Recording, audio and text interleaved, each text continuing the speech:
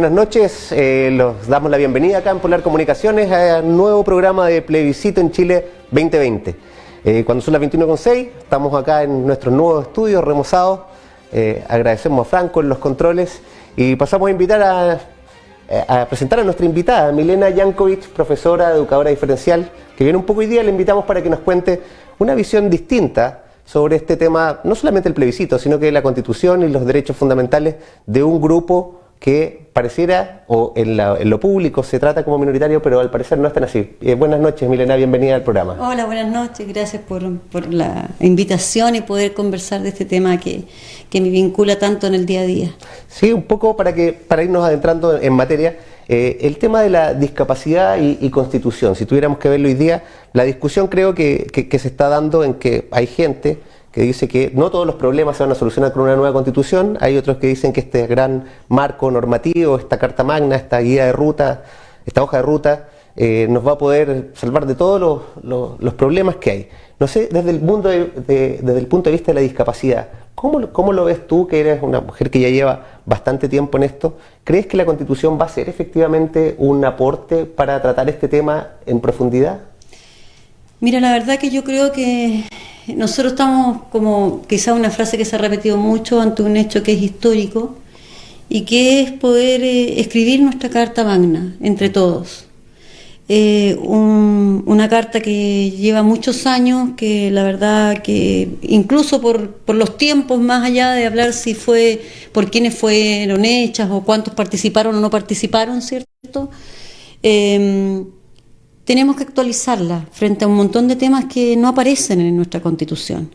Obviamente una Constitución no va a ser la base para que todo se haga de un día para otro, pero sí va a ser la garantía de que se pueda trabajar en algunos temas que hoy en día ni siquiera se mencionan y que ha significado que en nuestro país tengamos que tener una que otra ley, ¿cierto?, para poder empezar a instalar los trabajos necesarios en la política pública para poder avanzar en temas que no aparecen en nuestra Carta Fundamental. Efectivamente, hablamos fuera del micrófono un poco de que hoy día existen leyes para todo casi. Chile es un país legalista y para cualquier cosa que tenemos... 21.000, 22.000 leyes. Claro, y saquemos una ley nueva y saquemos una ley nueva. Mucha gente dice entonces saquemos leyes que puedan acomodarse a este tema. Pero desde el punto de vista del mundo de la discapacidad, ¿cuál es tu punto de vista? ¿Cuáles son los temas que se deberían tratar? ¿Qué constituciones podemos ver como ejemplos a seguir en esta temática? Tú me comentabas que Ecuador al parecer tiene un trabajo ya bastante avanzado en esta materia. Bueno, mira, yo tuve la oportunidad hace un tiempo atrás de revisar, de leer el capítulo de la Constitución de Ecuador que yo te mencionaba, que es un país chiquitito al lado de nuestro, que posiblemente, si lo tenemos que comparar en términos de políticas públicas, igual con diferencias con Chile. Sin embargo, ellos tienen un capítulo completo donde destinan a hablar el tema de discapacidad para garantizarlo como un trabajo que debe realizarse en ese país. Yo creo que nosotros todavía nos falta mucho por trabajar en el tema de discapacidad. Los recursos que están siendo destinados al mundo de la discapacidad son escasos en términos de cómo nos educamos, cómo educamos a la población, cómo hacemos entender que se tienen que establecer las prioridades, que las leyes que están vigentes deben aplicarse, que tiene que haber un esfuerzo de todos y todas para que esto realmente avance. De cómo tenemos que mejorar el uso de nuestro lenguaje, porque fíjate que más allá de lo que a muchas personas les puede parecer una obra de buena voluntad, a las personas que viven con discapacidad no les gusta ser tratados como una persona que requiere de constante ayuda o de constante apoyo. Cuando tú vives la discapacidad en el día a día, tú quieres que los espacios sean los adecuados, pero que a ti te traten como una persona común y corriente. Y no esta situación así como que se generen condiciones en donde te traten de manera especial. Y tú cuando hablas o te acercas a los distintos grupos que representan el mundo de la discapacidad, te lo manifiestan. O sea, yo soy igual que tú, quiero hacer las mismas cosas que haces tú, pero generemos las condiciones para que así sea. No quiero que me traten como un pobrecito o una pobrecita.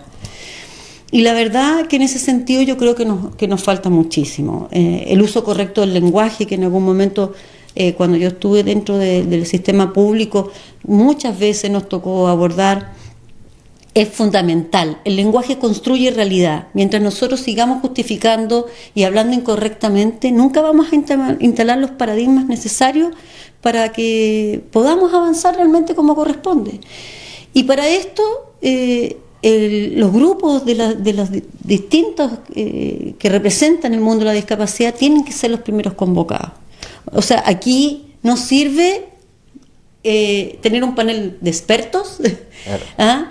Si tú no convocas a la gente que vive con discapacidad en el día a día, porque por muchos esfuerzos que tú hagas o por mucho que tú puedas estudiar, jamás vas a poder tener esa transferencia de lo que es cuando te toca vivir la discapacidad día a día.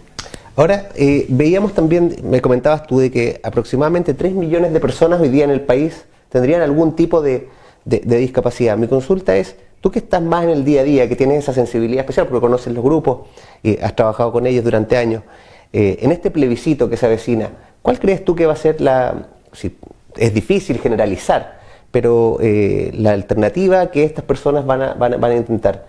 ¿Van más por un apruebo, por un rechazo? ¿Están entendiendo esto de que, tal como tú nos dices, que es una posibilidad de incorporar un montón de temáticas que hoy día se dejan fuera? Mira, yo creo que la mayoría de la gente que está más cercano al mundo social, yo creo que sin duda están por un apruebo. Porque siempre que tú has convocado a los distintas agrupaciones del mundo de la discapacidad, ellos participan. Y sin lugar a dudas son los primeros en entender que esto tiene que cambiar. Yo creo que la gente está por una prueba. Ahora, ojo, en el tema de la discapacidad el mundo es diverso, va de un lado a otro. Tú puedes tener desde un nivel, de distintos niveles sociales, culturales. Entonces, también pasa mucho por las comprensiones que logre tener la gente y por la conexión que tenga con su entorno. Y muchas veces ocurre que la misma gente no está informada o no sabe incluso hasta dónde puede llegar. Por eso es tan importante trabajar con las organizaciones, trabajar con las agrupaciones. Y yo creo que en eso va a llegar un momento donde de una manera u otra va a haber que o se va a obligar, digamos, a que se participe y estén presentes. Eso, por lo menos yo así lo espero y creo que va a ser así. Sí, yo acá tengo una noticia que apareció en el mostrador el 13 de noviembre del 2019, cuando recién estaba saliendo este tema de que íbamos a tener la posibilidad de llegar a este proceso histórico, tal como tú lo apuntabas, en donde distintas agrupaciones, la Fundación Chilena de la Discapacidad y otras, partían por temas que son bastante básicos y sencillos, pero que efectivamente si no estás desde ese mundo no lo entiendes. Primero, ¿cuál va a ser el tema de accesibilidad y material adaptado para poder llegar a estos públicos? Porque finalmente ahora vemos, por ejemplo, en la franja, no sabemos cuántas van a ir con lenguaje de señas y cómo vamos a llegar a estos públicos. No sé también cómo se ha tratado esto desde las agrupaciones, cuál es algún tipo de presión, hay algunas alianzas que se están haciendo para por último tener, como dice el tema, accesibilidad y materiales que puedan llegar y entenderse para estos públicos que no manejan los mismos códigos y las mismas formas de leer, de escuchar que nosotros. Bueno, yo quiero pensar que se va a realizar para todos y para todas. Ahora, tú sabes que a veces uno tiene sus dudas. Mira, cuando partió toda esta situación que estamos viviendo ahora como país y que hace que estemos bien solitos en este auditorio, ¿cierto? Uno de los primeros reclamos fue que los primeros comunicados o reportes de prensa que se hicieron oficiales no había lengua de señas. Si tú te fijas, ahora hay una lengua de señas, pero la verdad que abajo no aparece escrito lo que está diciendo la persona, sea el presidente, sea el vocero que sea, debería aparecer con subtitulado, porque ¿qué pasa si una persona no lee lengua de señas? Entonces, nos falta, incluso ante la emergencia nos sigue faltando, y pasa porque todavía no hay una real conciencia de que hay 3 millones de habitantes aproximadamente en Chile, según un estudio realizado en 2015, o sea, imagínate, estamos hablando ya de 5 años atrás, que habla de que hay ese número de habitantes que está viviendo con algún tipo de discapacidad, y que mayoritariamente son adultos, fíjate, no son niños. El estudio, cuando se hizo en 2015, fue tan importante, fíjate, porque se hizo por tramo etario, pero cuando se sumaba el tramo de infancia, incluso de 0 a 2 años, el porcentaje bajaba. Lo que significa es que la discapacidad se adquiere más de lo que se nace. Por lo tanto, mucha gente a veces que no conoce tan de cerca este tema, te dice, pero ¿por qué no hay cifras actualizadas? La discapacidad es absolutamente dinámica. Yo hoy día tengo una autonomía de desplazamiento, ¿cierto? Como cualquier persona común y corriente, pero no sé, ni Dios quiera, salimos de acá, tenemos un accidente y mañana yo ya paso a ser una persona con discapacidad. Yo creo de verdad que en este tema hace falta más difusión. Mientras el Estado de Chile, no voy a hablar del gobierno actual, como Estado no entendamos que hay que invertir en información, en difusión, vamos a seguir viendo la discapacidad como un tema netamente solidario, en donde además de solidario tiene muy poco, porque las grandes pirámides que funcionan aquí en todo el proceso de rehabilitación en Chile con el tema de discapacidad también dependen del mismo Estado, en términos de subsidio.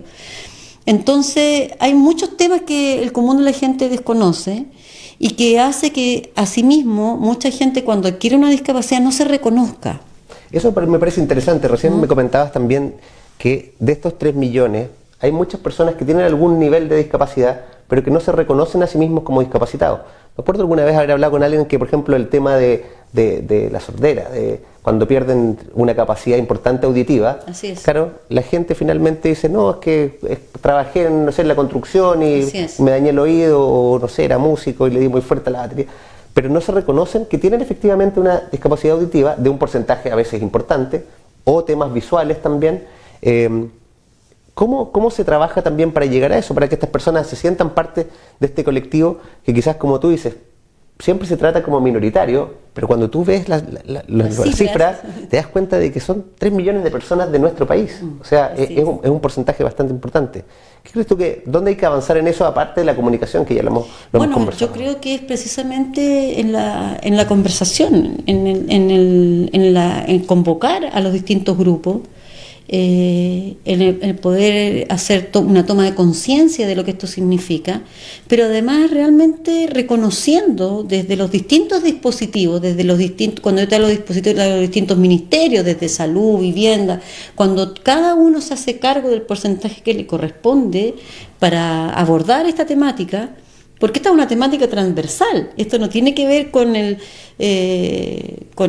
Servicio Nacional de la Discapacidad, no tiene que ver con el ministerio donde está acogido este servicio, tiene que ver con todo lo que pasa en la ciudad, con todo lo que pasa en mi país, ¿cierto? Y por lo tanto, en la medida que todos vayamos entendiendo que cuando yo ejecuto una acción, ya sea como ciudad o como país, tengo que estar pensando en aquellos grupos que puedan tener mayor dificultad o no para comprender o para realizar estas actividades, y yo transversalizo estas actividades, inmediatamente voy generando una naturalización que hace que las demás personas no tengan temor a mostrarse, que era lo que yo te decía.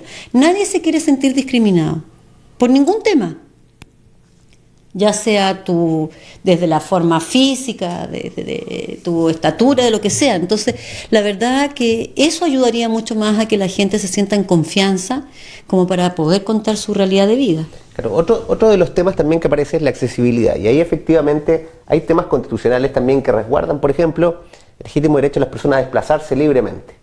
Pero uno ve también de que las ciudades no están hoy día preparadas, el espacio público no está preparado, incluso muchas reparticiones públicas no están preparadas para poder tener acceso, ingresos, baños, bueno, que es lo más básico, diciendo que hay leyes. Entonces, ahí también hay un tema que podría llevarse a un derecho constitucional, claramente, y que hoy día no sé también cómo lo ven desde las agrupaciones, lo mismo que tú me decías.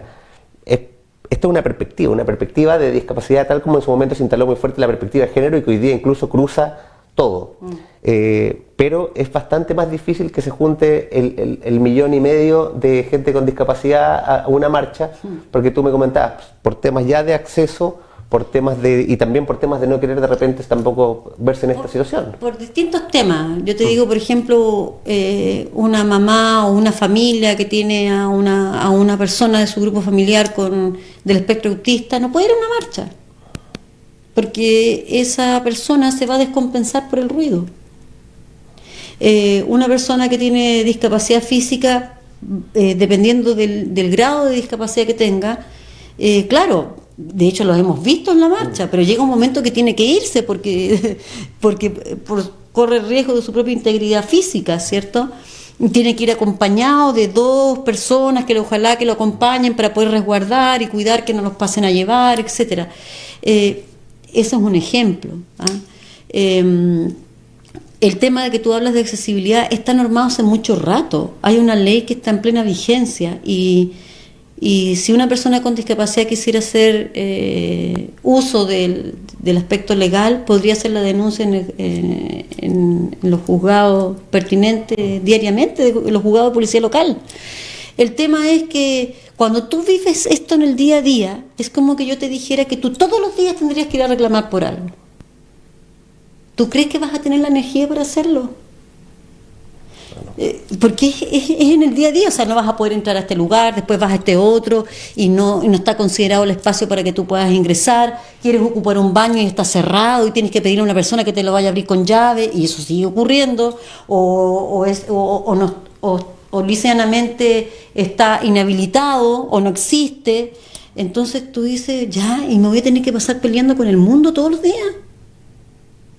¿Quién quiere vivir de esa manera? ¿Quién quiere vivir levantándote y saliendo de tu casa pasándola mal? ¿Me entiendes? Entonces, no es que los grupos de personas que viven con discapacidad no vean esto o no quieran cambiarlo, pero hay un tema que también te agota, que es siempre de un solo lado. Y finalmente, cuando el Estado, que tiene que ser garante, tampoco empuja el carro hacia el lado que debiera ser, entonces tú te sientes realmente como en una isla desierta y caes en un punto muerto donde finalmente las cosas siguen funcionando y salvo en ciertas ocasiones o para ciertas fechas, entonces surgen de nuevo estos temas. Pero fundamentalmente lo que tú me dices de accesibilidad, la normativa está en plena vigencia. Y sin embargo, lo que yo te manifestaba, tú todavía no ves ni siquiera declaraciones de buenas intenciones de que los organismos tengan proyectos para cambiar su estado. Y te salen con excusas muy poco lúcidas, por decirlo de alguna manera. Porque la verdad que no hay espacio que tú no puedas intervenir. Y si tú lo programas, te puedes demorar un poco más de tiempo y se puede hacer. Pero que pasen los años y que ni siquiera esté dentro del proyecto, eso yo creo que es una falta de respeto al ser humano, pero absolutamente grave. Perfecto, 21:25, vamos a una tanda comercial. A la vuelta, seguimos con Milena, vamos a hablar de otro tema muy importante. ¿Qué pasa con las personas que sin tener discapacidad tienen familiares y tienen que estar ahí cuidándolos también? Que esa es otra parte muy importante y nos vamos a meter de lleno también en el plebiscito 2020. Así que vamos a una tanda comercial y ya volvemos.